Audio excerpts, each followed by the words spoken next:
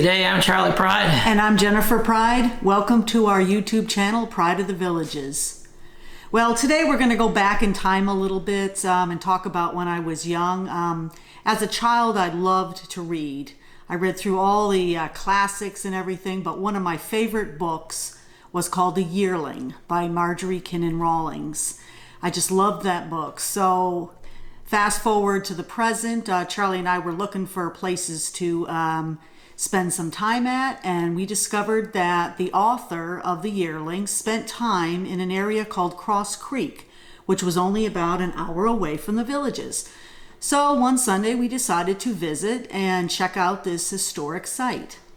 The Marjorie Rawlings Historic State Park is located in the town of Cross Creek, which is located just north of Ocala, and is about an hour's drive from where we're at in the southern part of the Villages. I'm sure it's a little bit shorter drive for those that live in the northern part. It is located at 18700 South County Road 325, and as you're approaching on this road, there's plenty of signage for the state park.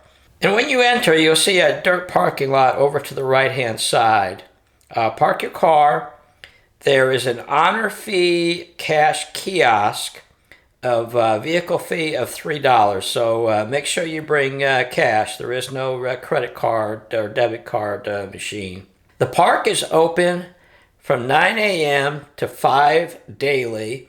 And you'll see an information display that'll have brochures. Make sure you pick up a brochure. The tours of the farmhouse are conducted Thursday through Sunday at 11 a.m., 1, 2, and 3 p.m. And we would certainly recommend visiting on a day somewhere Thursday to Sunday so that you can take advantage of this tour. The tour itself is $3 per person, and again, it's on a cash basis. The farmhouse does close for a period of time in the months of August and September, so you'll want to make sure that you check the state park website for those details, and also maybe contact them by phone, and I will put that information in the description box of the video. Jennifer will now highlight our visit. As you leave the car park and head towards the farmhouse, you pass through a small metal gate, which is original by the way, and wander up a short path into the yard. There are several varieties of fruit trees which are all around the yard, and there's also a garden which is maintained by one of the volunteers.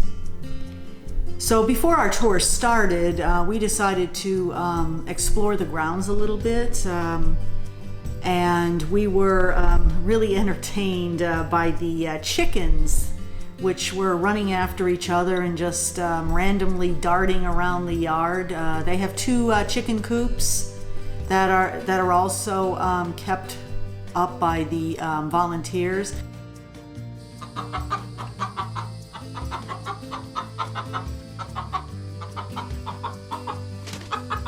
And there's even a pen for ducks.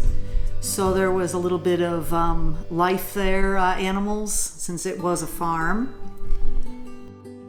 So all of these animals were fed and sheltered by volunteers who dressed up in 1930s style clothing.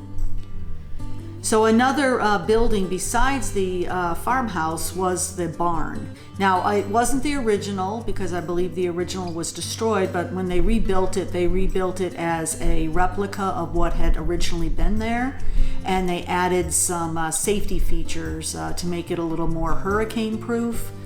In one of the small rooms was a cart, a wooden cart, and you can just imagine that hooked up to a horse. And in the other were some old farm implements. There was an overhang which contained a boat, which was very similar to the one that Marjorie would have used to boat on a nearby lake. The motor had been donated by a patron of the historic site. So walking around, decided to kind of make a complete circle around the farmhouse. We saw an old car that was rusting under the carport. The carport was one of the things that Marjorie added when she first bought the farmhouse. And there was even a replica of the old outhouse, which was situated on the side of the house.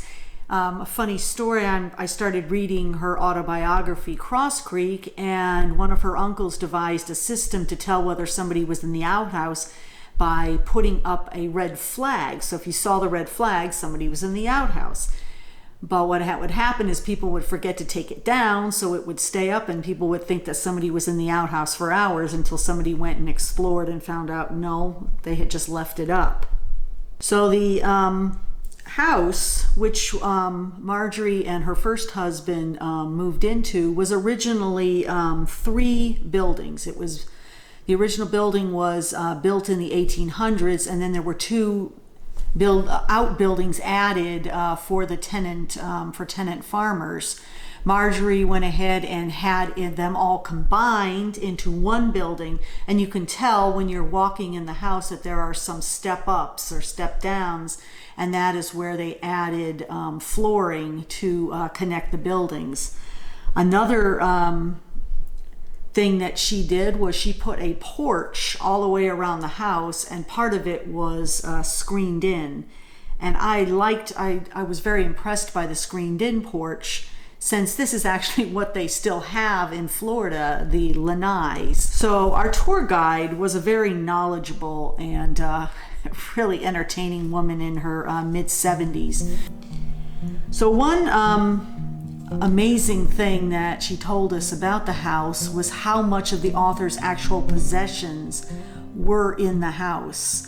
Now, we've toured places before, and they have sometimes like replicas of what they had, or that's been staged, according to how it might have looked. Well, this was 95% of what she actually had. As you walk into the screened porch, you can see where she did her writing. On the right, there's a wooden table that her husband had made for her, with some chairs that have deer hide seats, and there's an old Remington typewriter with a ashtray and a pack of Lucky Strikes. I guess she liked to smoke as she wrote.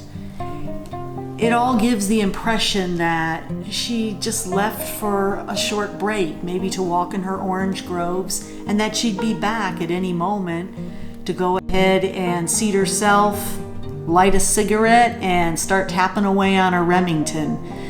It just felt like, an air of expectancy was there. Also adding to the authenticity, there was no air conditioning. Now this day that was really hot, and you could see how, I don't know how people dealt with no air conditioning, but they had these silver fans dating from like the 1920s, and these things really put out some good air circulation. So Marjorie's room was next, and it even had one of her old dresses with her initials M.R.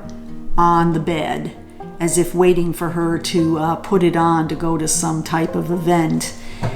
There was a pair of shoes and a suitcase that were also sitting on the floor, all of which added to the whole experience of walking into somebody's house. So although Marjorie loved the outdoors, she was an avid outdoors woman, she did like her creature comforts. And when she first moved in and had to use the outhouse, the first thing she said was that as soon as she earned enough money, she was going to put in a new bathroom. So she made $700 on her first book, and she went ahead and bought a used tub, a used toilet, and some linoleum from like the Sears catalog, and put in a working indoor bathroom, because by then she had a circle of friends who were writers, and they used to like to come to stay with her, come to the country and do some writing and some thinking. And the bathroom certainly got some use with her friends. So besides writing, she loved to cook. That was her second passion, was cooking. And she did publish a cookbook full of regional recipes and also some small, short little blurbs about the recipes themselves and maybe where they came from. And so the one thing that her kitchen had was at that time, a wood-burning stove. And it is still there. It is still in working order. And we know it's still in working order because our guide collects the fruit from the trees and she makes preserves on that very stove. So after our tour of the house, we did one of the there's two short trails. So we did one of the trails called the Quotation Trail. So as you walk through the hammock, there are some placards with some of her paragraphs mostly from her autobiography, Cross Creek. And so they kind of give you an idea of how she was thinking and how she viewed Florida and nature. And it's a really nice way of ending your tour with some of her words. My last impression leaving was that I really had appreciation for the Cross Creek area. I could understand why it would inspire somebody, and I felt inspired myself, in fact, and would like to maybe check out some of the other areas around there, because too often Florida for many people is simply the commercial aspects, and what we forget is so much of the state is still very rural and very close to nature.